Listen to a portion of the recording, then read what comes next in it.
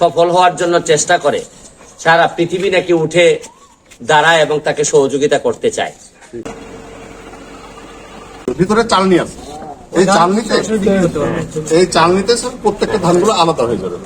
তো এই ভিতরে যে চালনি আছে, এই চালনিতে সব ধান খড় কোটাগুলো সম্পূর্ণ আলাদা করে দিবে এবং যে ধানগুলো বেড়ে শুধু ফ্রেশ ধানটা বের হয়ে আসবে, এর সাথে কোনো খড়খড়া লাগবে না, ধানটা বেড়ে আসবে। শুধু ধানটা আসবে। কত মন? এটাতে স্যার 23 মণ পর্যন্ত লোড হবে। 17তে সিগন্যাল দেওয়া শুরু করবে। 17তে সিগন্যাল দেওয়া শুরু করবে, যাতে কৃষক এটা বুঝতে পারে যে আমার ধানটা লোড হয়েছে। কারণ স্যার যখন ওভারলোড হয়ে যাবে তখন স্যার এটা জাম দিবে, জাম দেওয়ার পরে টাঙ্গিটা বাস্ট হয়ে যাওয়ার সম্ভাবনা থাকবে। হাইড্রোমন থেকে 5 মণ আমাদের হাতে থাকবে, যখন সিগন্যাল দেবে তখন সে কোনো একটা জায়গায় আনলোড করে নিতে পারবেন।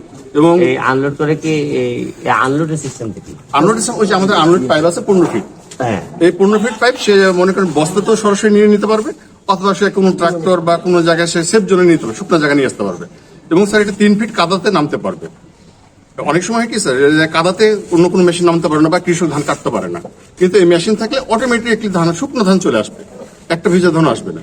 বুঝতে পারছি। ঘন্টা থেকে যাবে ক্ষেতের মধ্যেই, আর ধানগুলো সুন্দর কৃষকের কাছে নিয়ে চলে আসতে পারবে এবং সে বস্তাতে ইজিলি নিতে পারবে, বস্তার মধ্যে নিতে পারবে। সে যদি মনে করেন কোন একটা শুকনো বিছানায় উঠানে নিতে পারবে, 15 ফিট পাইপ আছে, সে কাছে নিয়ে নিতে পারবে। স্যার এই চায়না কি আমাদের জন্য বানাইছে না এদের জন্য বানাইছিল? আমরা আনছি ওদের জন্য বানাইছিল, কিন্তু বেসিক্যালি আমাদের রিপোর্টের উপরে তারা আপডেট করে বানাইছে, কারণ ওদিকে স্যার কাদা জমি কম চায়নাতে, আর আমাদের তো স্যার উজানের স্যার কাদা বেশি, হাওড়া এলাকায় কাদা বেশি। এই জন্য বেসিক্যালি আমাদের রিপোর্ট গুলো দেওয়ার পরে তারা আমাদেরকে এই পদ্ধতিগুলো দিয়েছে যে আমরা 3 ফিট 4 ফিট কাদাতে আমরা নামতে পারবো এবং নেমে ধানগুলো কাটতে পারবো। এবং স্যার আরেকটা ব্যাপার কি, ধানগুলো যদি শুয়া থাকে, অনেক সময় বৃষ্টি হঠাৎ বৃষ্টি আসে, শিলা বৃষ্টি হয়, ধানগুলো শুয়ে যায়। এই শুয়ে যাওয়ার ক্ষেত্রে কি আমাদের এই শুয়ার ধানগুলো মেশিনে কাটতে পারবে, শুয়াগুলো কাটতে পারবে স্যার, ইজিলি কাটতে পারবে। মেশিন শুধু একজন কৃষক থাকবে, ড্রাইভার থাকবে, সে চালাবে, অটোমেটিক ধান ফ্রেশ ধান চলে আসবে। আপনারা কি সোলো কোম্পানি? আমাদের সোলো কোম্পানি স্যার রয়েছে। এটা বলিনি, বলছি যে বাংলাদেশে যে সাপ্লাই দেন এখানে, এটা কি কোম্পানি আপনারা?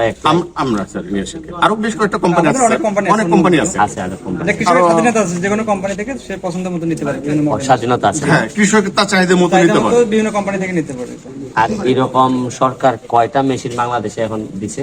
বাংলাদেশে স্যার এবার দিচ্ছে প্রায় 1700+ দিচ্ছে এইবার 1700+। তবে স্যার আমাদের সিলেট অঞ্চলে বেশি পাই আমরা, আর কি বেশি, হাওড়া এলাকায় বেশি, হাওড়া অঞ্চলে বেশি। আচ্ছা, আপনারা কি ভুট্টা এইগুলো পারেন? হ্যাঁ স্যার, ভুট্টা আছে স্যার। আবার চাইলে আমরা এই মেশিনও চেঞ্জ করতে পারি, শুধু কাটিং ইউনিটটা চেঞ্জ করে দিলে ভুট্টা কাটা যায়। ভুট্টা কাটা যায়। আবার ভুট্টা কাটা আলাদা একটা মেশিনও আছে স্যার। কেউ যদি মনে করেন আমি এটাতে গম কাটতে পারবে, গমও কাটবে, ভুট্টাও কাটতে পারবে স্যার, শুধু কাটিং ইউনিটটা চেঞ্জ করলে হয়। তা এবার তো এখন তো এই মেশিনটা আসার পর তো আর আমরা এই খবর শুনতেছি না যে ওই যে বৃষ্টিতে পড়ে গেছে বা বন্যা চলে আসছে সুনামগঞ্জে, এখন তার এইরকম হয় না। এর আগে মোটামুটি এটা মনে হয় গত 3-4 বছর আগেই তো হয়েছিল। হ্যাঁ, গত বছর বন্যাতে হয়েছিল স্যার, ওই যে বন্যাতে যে আপনি একবার সিলেটে গেছিলেন, অনেক অবদান ছিল স্যার সেই সময় তো স্যার মানে পানি আসা শুরু হয়েছিল, সেই সময় যাদের কাছে মেশিন রয়েছে তার দ্রুত কেটে নিতে পারছিল, কিন্তু অন্যরা পারে নাই স্যার, অন্যরা, কারণ পানিটা তো খুব দ্রুত চলে আসছিল সেই সময়, জানেন আর কি, মানে পানি আসা শুরু মাত্রই ধানগুলো কাটতে পারছিল স্যার। তো এই জন্য স্যার এই মেশিনগুলো একদিক দিয়ে কৃষকের জন্য অনেক উপকার স্যার, এবং স্যার খুব দ্রুত সময় ধান কাটা যায়। যদি আমি এক কথায় বলে জিজ্ঞেস করি যে এই মেশিনের সবচেয়ে বড় দুর্বলতা কি?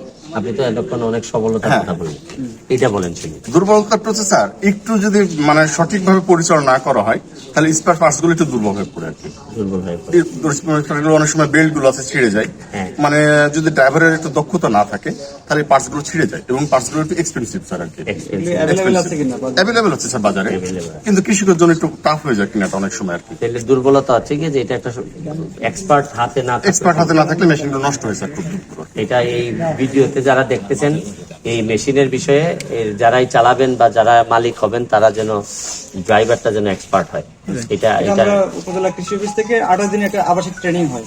আচ্ছা, এই 2 জন কিন্তু এখনো আছে ট্রেনিং এ, এবং যারা যেহেতু নতুন যন্ত্র এগুলো যাতে এক্সপার্ট ছাড়া কিন্তু হবে না, এই কারণে হাতে কলমে 28 দিন ধরে তাদের প্র্যাকটিস করানো। এটা কি ওনারা কোম্পানি থেকে এসে কোম্পানি থেকে না, আমাদের প্রকল্পের আওতায়, ওনার প্রকল্প আওতায় ময়মনসিংহে আছে, তারা আলাদাভাবে করতে পারে। আমরাও ট্রেনিং ড্রাইভার ট্রেনিং দিয়ে দিই, এটা যারা তাদের কোম্পানি যারা পাচ্ছে তারা হয়তো দিচ্ছে, কিন্তু আমরা বেসিক্যালি আমরা প্রকল্পের আওতায় যারা আগ্রহী উদ্যোক্তা আছে তাদেরকে আমরা এটা ড্রাইভিংটা শেখানো হয়।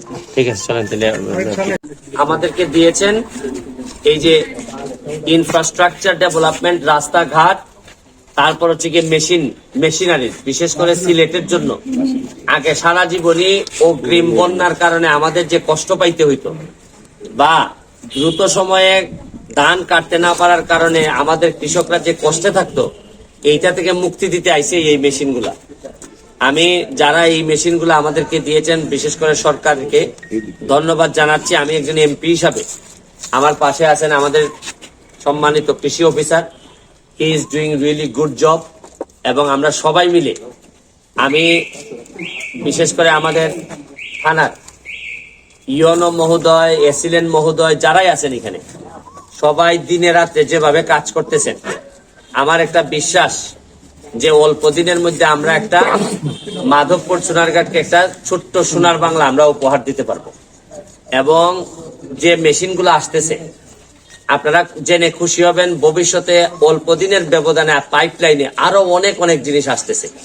কারণ সারা বাংলাদেশের যারা দায়িত্বে আছেন তারা জানেন অথবা বিশ্বাস করেন যে মাধবপুর সোনারঘাটে যে বরাদ্দ দেয়া হয় এটার ম্যাক্সিমাম ব্যবহার করা হয়।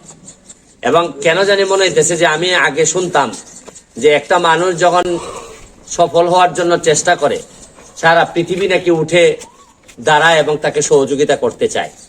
যদিও আমাদের এইরকম ধারণা যে মানুষ আগাইতে গেলে বাংলাদেশের মানুষ নাকি পিছিয়ে টেনে ধরে, কিন্তু আমার লাইফে এটা হচ্ছে না।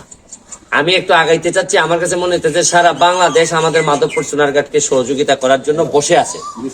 এবং আপনারা খুশি হবেন জেনে আজকে আমরা একটা পর্যটনের স্পট দেখে আসছি, আমরা এটার একটা বিশাল পর্যটনে রূপান্তর করতে চাই।